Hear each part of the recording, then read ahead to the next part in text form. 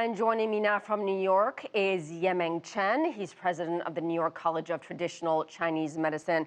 Sir, welcome to the program. Talk to us about the salt therapy's ancient tradition in Chinese medicine.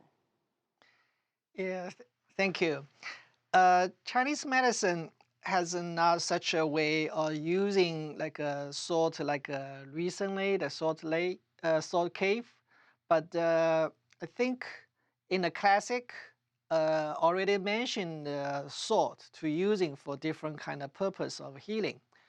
You think about 2,000 years ago in the classic called the Shenlong Classic of Materia Medica, they mentioned two kind of salt. One is bitter salt. So everybody knows about the tofu. How to make a tofu use a bitter salt. The other one is the holit. I think this one is more close to now using for the salt therapy.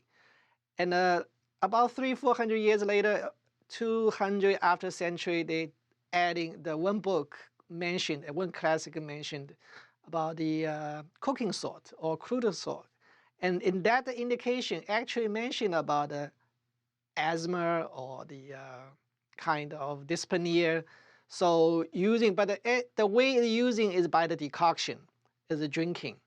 And also it mentioned that if someone has the asthma, you cannot take too much salt.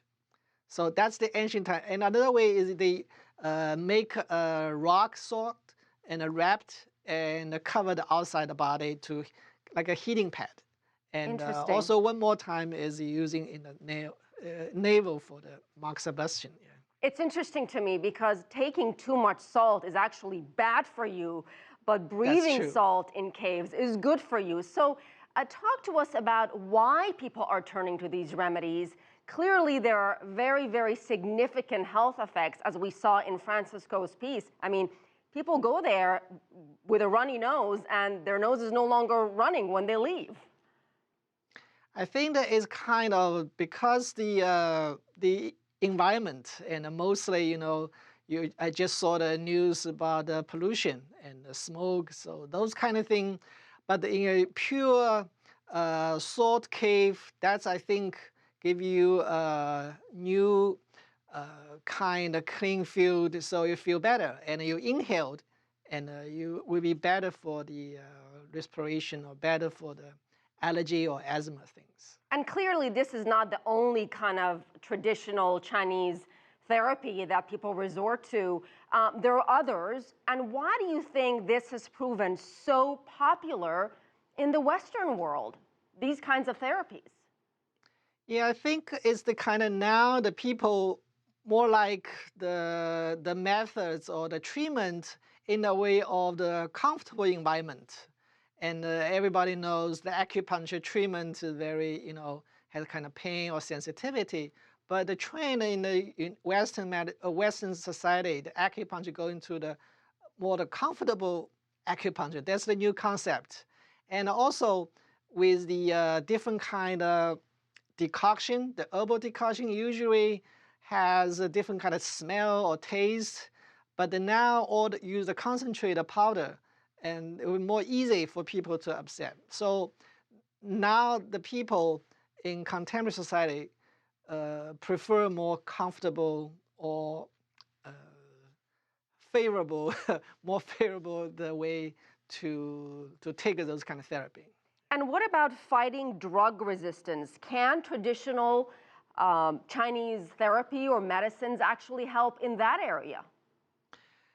The way of the biotics, antibiotics and the Chinese herbs for some kind of called a clear heat Chinese herb, they have a similar effect, but the mechanisms are different. And the Chinese medicine is not only taking care with inhibit the bacteria development, also take care of the body defensive system. So it's a more broader range for the treatment, and I think that will be more beneficial for the patient. And I just find out in the 2006 they have a in vitro research study talking about 20 Chinese herbs. They screen those kind of herbs for the MRSA, the methicillin resistance Yes. those kind of things. They find that it will be no resistance for those kind of bacteria. All right, we'll have to leave it there. But that's all the in vitro study need more further. All right, thank you so much, Yemeng Chen, joining us live from New York. Thank you.